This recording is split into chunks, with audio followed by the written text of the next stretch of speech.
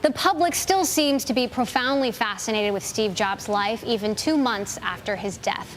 His biography, titled simply Steve Jobs, is the best-selling book on Amazon. In that book, Jobs said his job wasn't to give customers what they want, rather to figure out what they're going to want before they do. So how did he do it? Author Walter Isaacson tried to answer that question, writing, his passions, perfectionism, demons, desires, artistry, devilry, and obsession for control were integrally connected to his approach to business and the products that resulted. Isaacson, now CEO of the Aspen Institute, joins us now here in the studio with our editor-at-large, Cory Johnson, as well. Thank you so much for coming. We both read the book, and we've been so excited to talk to you about it. Now, I want to tell you, he first interviewed me 25 years ago, right? I was about 4 then. You go yes, way exactly. Back, we go way back. It was a book about Kissinger. Who knew where Apple would go and where this would go? I use that sentence in there because I just love the way it so eloquently sums up how complicated Steve Jobs really was. He insults a lot of people in this book. A lot of people say the absolute best and the absolute worst things about him. What's been the sort of reaction from his family about this portrait? Well, you know, I think everybody can read the book and speak for themselves, but Steve was a very complicated character, and he knew it. He would say, look, I don't put up with mediocrity. You know, if something really stinks, actually he used a stronger word than that, I tell people. And that's why I end up with only A players, people who are going to be able to stand up for really having a passion for perfection.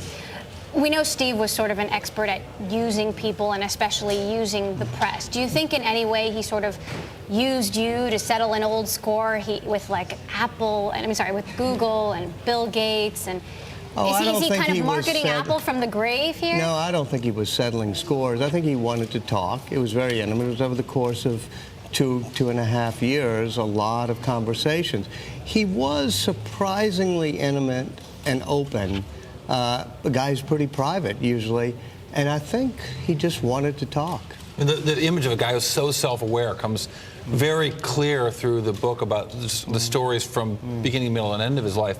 But I wonder if that awareness in that, as Emily said, sort of why do you think he talked to you? Why do you think he wanted this book done? He clearly pursued you. Well, he and I had talked about it over the course of a few years, starting in 2004.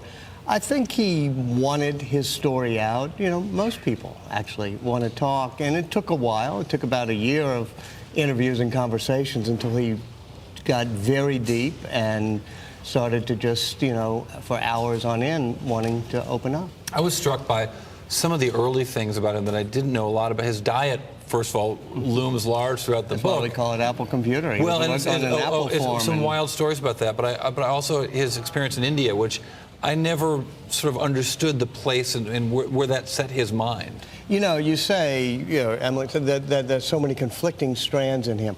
I mean, here's a guy who seeks personal enlightenment in India, goes there on a pilgrimage, penniless, but also he wants to start a company. He wants to, make a success in business. I think he embodied a lot of what was happening in the early 70s here in California, which is everything from the counterculture to the sort of computer culture. There's a quote from Jonathan Ive, Apple's lead designer, and also his very good friend, that's very telling. He says, his way to achieve catharsis is to hurt somebody, and I think he feels he has a liberty and a license to do that. Do you think he could have been as effective as he was by being any less mean? Yeah, well, first of all, you have to read the rest of what Johnny Ive says, which is, of course, he then inspires us to do our best work, that, his way of pushing things, or even ideas that he sort of say are terrible, but then he would say, oh, no, that's a great idea.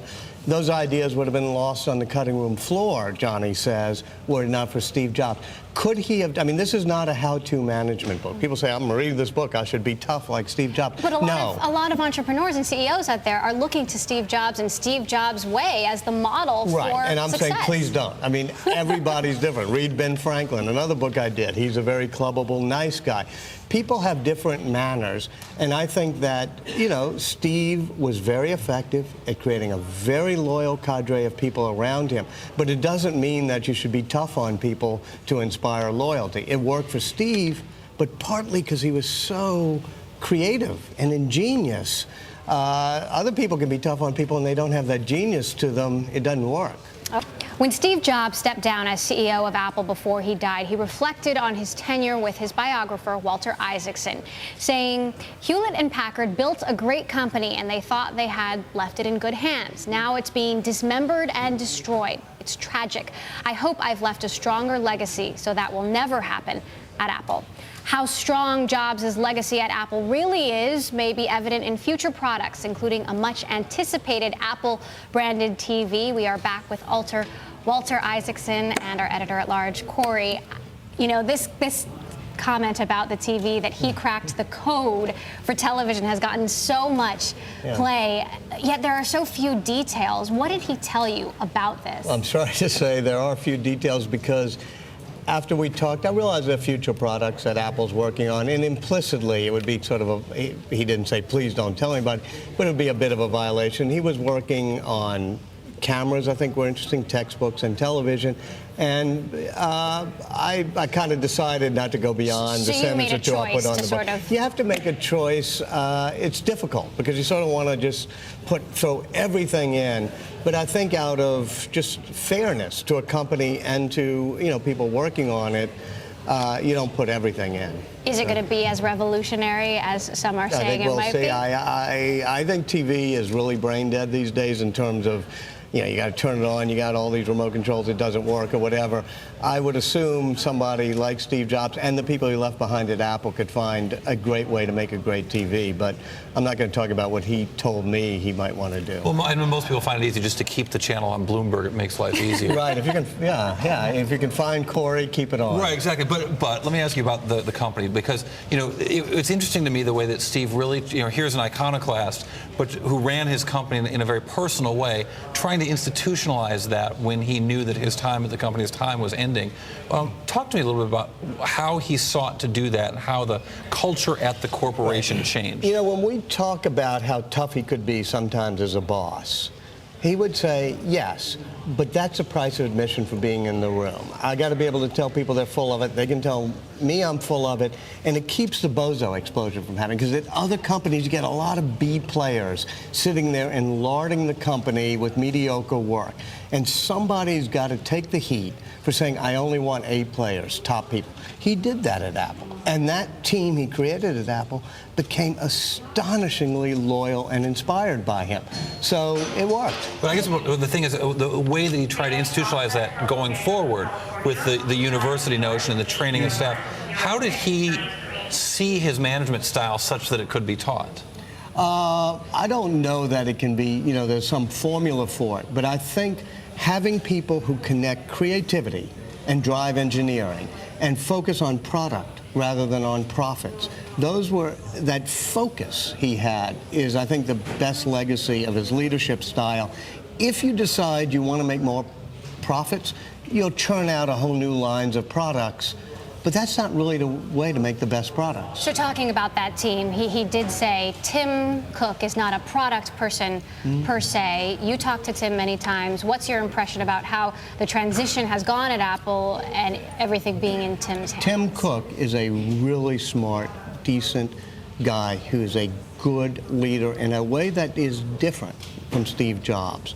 That's one of the geniuses, too, of Steve Jobs. He didn't want to replicate himself. I don't want to clone myself. And so he has Tim, but he's got people like, Scott Forstall and Johnny Ive and others. And I think that team is a strong one. You haven't written a business book before, but you've been in a very business-like role as editor, managing editor at Time Magazine and running CNN. What was it like for you to write a book where, on some level, business is about making money? Well, for Steve, it was particularly interesting because business was about creativity, leaving behind creative products. I think that's why I was careful not to cast this as a how-to management business book. I mean, people who want to read this book and say, oh, I'll be just like Steve, I'll yell at people when they don't do the right thing, say, no, no, no, you got to read this as a biography of a real person who had a real genius to him. All right, Walter Isaacson, thanks so much for stopping by, and thanks for the book.